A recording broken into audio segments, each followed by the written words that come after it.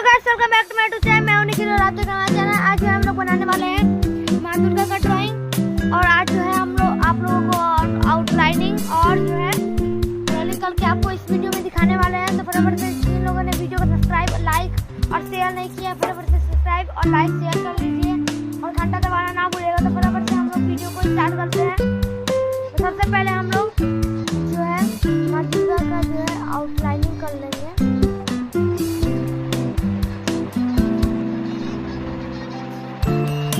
जैसा कि आप लोग को दिख रहा है।